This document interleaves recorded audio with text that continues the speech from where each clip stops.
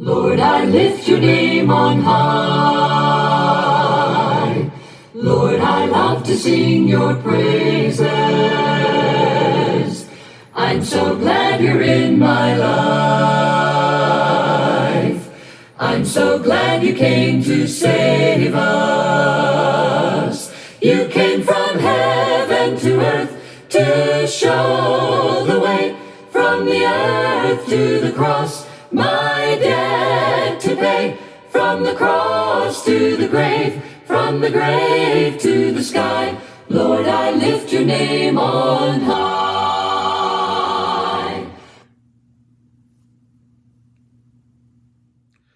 Hello, my name's Aubrey Johnson. I'm the preacher for the Old Hickory Church of Christ, a great place to call home.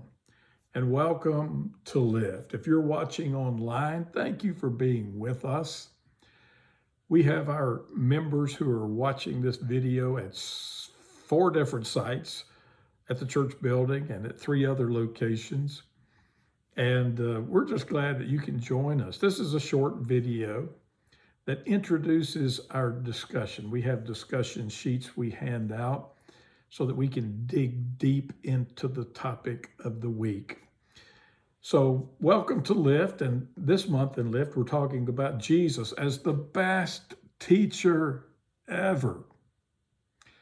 Last month, we looked at his signature style of teaching through parables. Next month, we'll be looking at how he used questions to pierce into people's minds and to draw out of them deep thoughts. But this month, we're looking at Jesus' greatest sermon, the Sermon on the Mount, and we're breaking it down into 3 sections. First, the introduction, and then the body, and finally, the conclusion. So we see how Jesus educates and then illustrates and motivates. Okay, so that's the way that we're doing this. Last week we looked at the introduction, which is the Beatitude, and how Jesus used a list. Teachers can use lists. This week we're talking about how the best teacher ever used examples. What's the purpose of an example? Well, it is to clarify. Examples illustrate, they describe something so that you can understand it and see it. To hear it is one thing, you get the facts, but to understand it is something else. You have the knowledge, but now I need the insight and I need the wisdom. And that's what examples are for. They also help us make some application. Examples show us how we can practically put to use the things that Jesus has described back here in the Beatitudes. How does being merciful really look in some of these categories, in some of these settings? Now, I'd like for us to think about examples as he used them in this sermon. And there are 3 different sets of examples. One set deals with your influence. After he gave the Beatitudes, he talked about how Christians are like. Here are the examples. You're like salt and you're like light.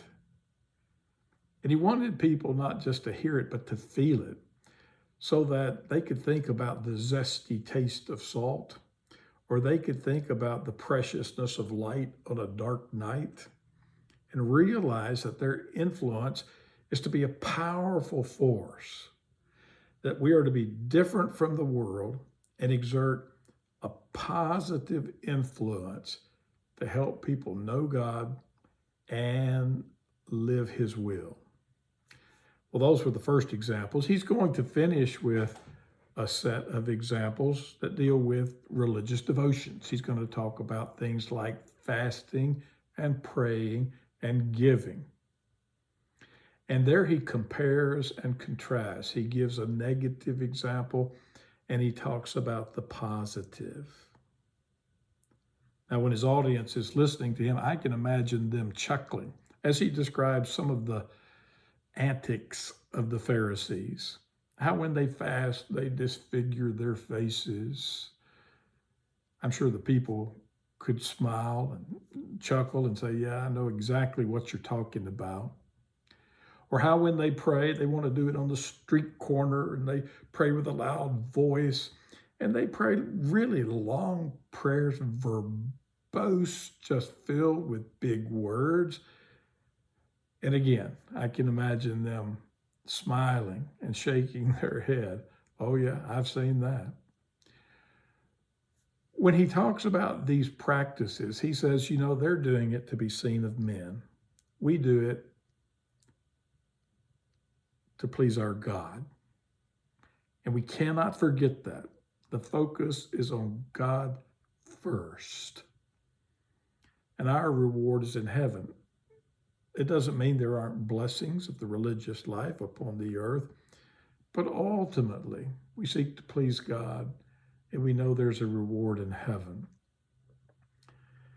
Well, giving, fasting, praying, those are a series of examples of how to have God first religion in your life.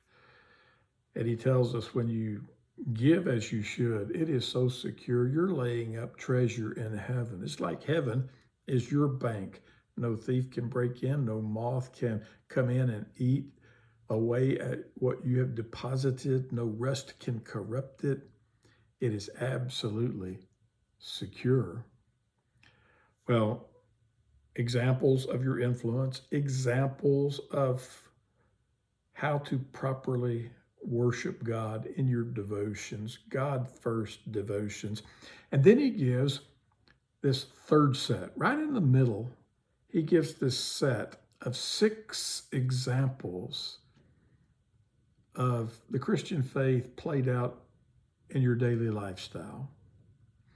He talks about things like your anger and your desires, lust in particular. He talks about the problem of divorce. He talks about other kinds of promises. He talks about the temptation to take revenge and how all of us have to deal at some point with enemies. How do you deal with enemies? These are applications of the Beatitudes in specific circumstances. And in the first of these, he says in Matthew chapter 5 and verse 21, you've heard it said to those of old, you shall not murder, and whoever murders will be liable to judgment. But I say to you that everyone who is angry with his brother will be liable to judgment. We hear the teaching of old, and then Jesus says, I want to come and share with you a different viewpoint on this subject. So he gives an example of the Pharisees and then of his disciples and how they are to live, to honor him, to please God, and to enjoy the most abundant, blessed life possible. Well, I hope that you will enjoy going down through these 6 examples. That's what our discussion handout is going to focus on.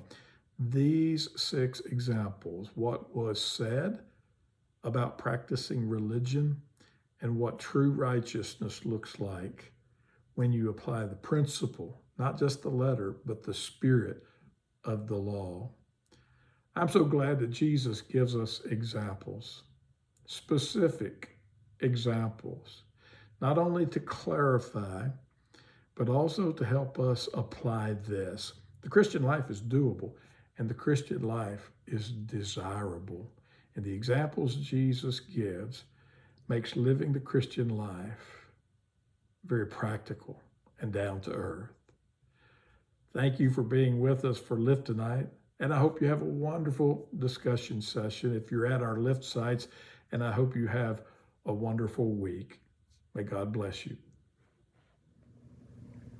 You came from heaven to earth to show the way, from the earth to the cross, my debt to pay, from the cross to the grave, from the grave to the sky.